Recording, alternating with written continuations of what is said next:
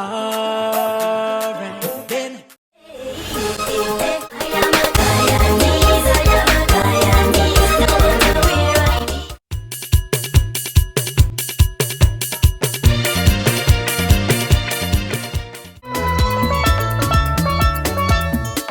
Guyanese Gem. Hi gems, welcome back to my channel and welcome back to yet another murder mystery video. I've promised you guys so long that I will do one of this and I finally have a little bit of time to do it. So let's go right into this murder mystery video. So if I didn't tell you before, or if you didn't watch my previous video, Happy New Year and welcome back to the channel. As you guys would have learned from my last video, I recently had a baby girl, so I have been busy with her and busy with life in general. But nonetheless, I have a little bit of time today and I decided to tell you about today's murder mystery case. I had it written up so long. However, you know, with newborn babies, time is of the essence. So I have a little time today, so I decided, you know what, let's go for it. Thanks guys for supporting me with all my content. Last year was a roller coaster year, like I would have said in the video before, but nonetheless, here we are. I'm gonna try my best to be consistent this year, but there are things that are going on right now that I have to deal with and deal with the baby as well. So yes, today's murder mystery video. Now today's murder mystery video is about a 9-year-old boy by the name of Dacwuan. He was a resident of Seafield, Sophia in Georgetown, and today's case is a case of sodomy. He was brutally sodomized, murdered and dumped into a trench close by where he lived. So that is the way he died. He died in a very gruesome manner. So Dacwuan, his case wasn't solved. And to this day, they don't know who sodomized and killed him. So the case is still open and it's sad that they never found his killer. However, let's get into the details of what happened to little Dacwuan. It is believed that moments before little Dacwuan's death, he was at his mother's workplace where she worked as a security guard and where he would wait for her until she would have finished her shift on whatever day she was working. It is said that Dacwuan's mother would never let him out of her sight, and residents in the area said that oftentimes they would see Dacwuan and his mother walking from home to her workplace and then walking from her workplace or from school in the afternoons, and then they would head home. So just like all the other days, this is what Dacwuan and his mother planned to do that afternoon. However, things did not work out like that because later on that day, Dacwuan will lose his life. On June 30th, 2010, Dacwuan would visit his mother's workplace for the last time, and little did his mother know that this would be the last time she would walk with her son that morning to her workplace or to his school, wherever they went that morning. It would be the last time that they would spend together. It was around 1 p.m. that afternoon that Dacwuan's mother, she gave him meat to take home that she had recently bought from the supermarket. She asked him to take that home, and then she asked Dacwuan to return that afternoon with 2 water bottles that they would then later go to the water place to fill up. However, that never ended up happening and Dacwuan did not show up. Residents in the Sophia area said that around 4 o'clock that afternoon, that was the last time they would have seen little Dacwuan in the area. It is reported that he would have been playing with the other children in that area, but after 4 o'clock nobody seemed to know where he went or when he disappeared from that area and from playing with the children. Sadly, when little Dacwuan did not return home that evening, I guess his mother saw that he didn't come back to her workplace, so she figured he was at home. She went home, but later on when she saw that it was getting late and that he still did not return home, she decided to go to the Turkine police station, the station that is closest to where they live, and make a report that, you know, Dacwuan is missing. However, she still went ahead and started doing her own search because, like a mother would and should, she became worried about her son's disappearance and his whereabouts. Dacwuan's mother ended that search, I guess, later that evening. However, she resumed her search early the next morning. And it was while she was searching and passing through Beefield, Sophia, that she heard residents talking that a body of a little boy had been found in a nearby trench. So she quickly made her way over to that trench, and it was then that she discovered that the little boy that was in the trench was actually her son, little Dacwuan. Dacwuan had originally left with his trousers and a vest on. However, when his mother identified his body in the trench, he was only wearing his underwear, and they never recovered his trousers, nor did they find out where his vest was. I guess they would have searched the area, but none of his clothing was recovered. Residents would recall that from the time of 1 p.m. to 4 p.m. that afternoon when he mysteriously disappeared, residents claimed that they saw him at various points during that time. And they also admitted that they saw him with a 24-year-old male from the Sophia area.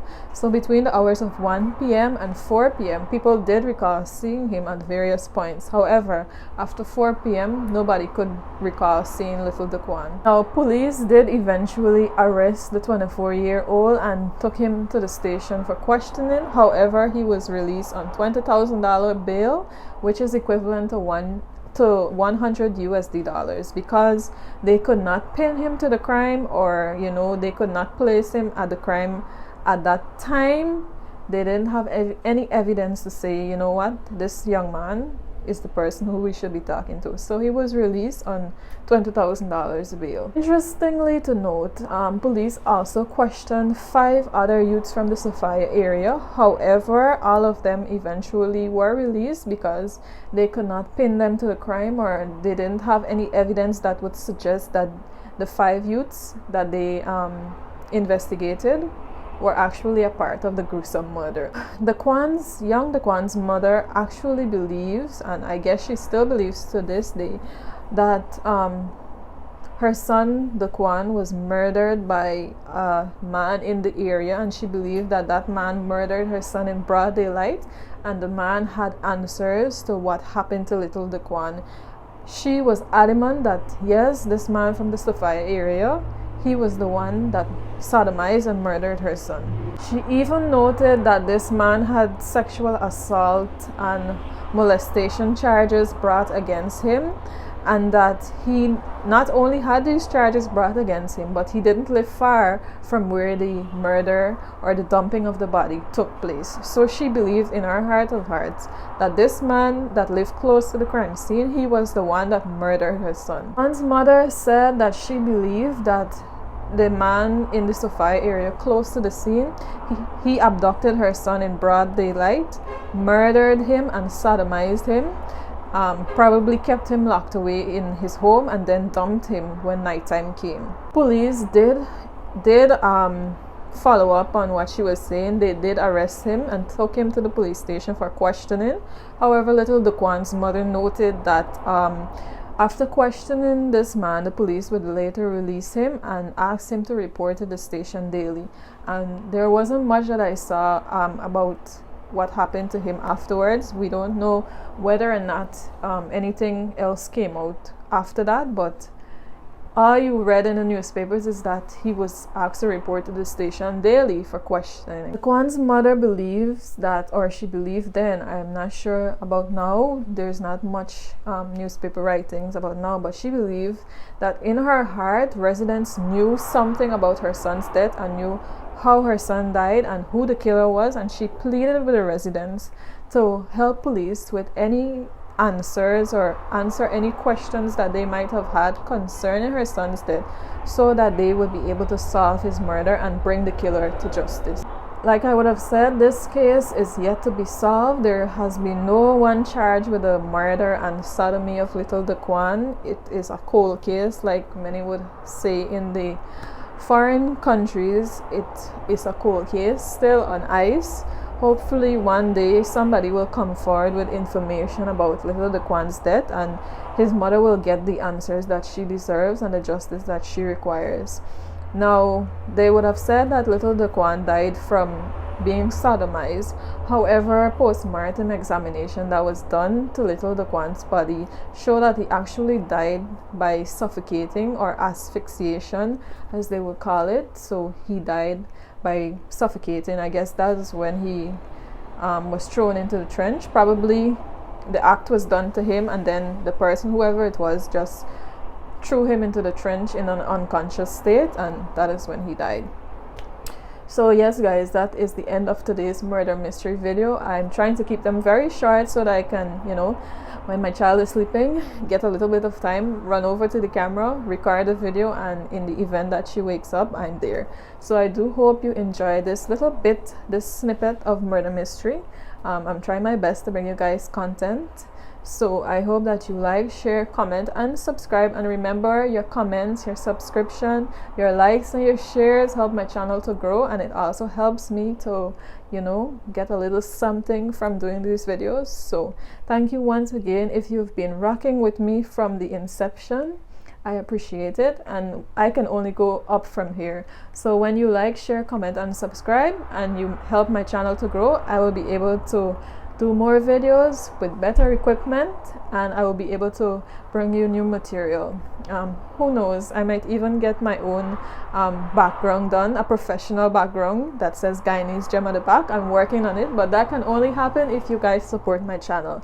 So until the next time guys, remember to keep me in your prayers and to be good to yourself. Shout out to Diana, I haven't heard from her in a long time. Hibby Jibby, he's always reaching out. Thank you Hibby, hi, how are you?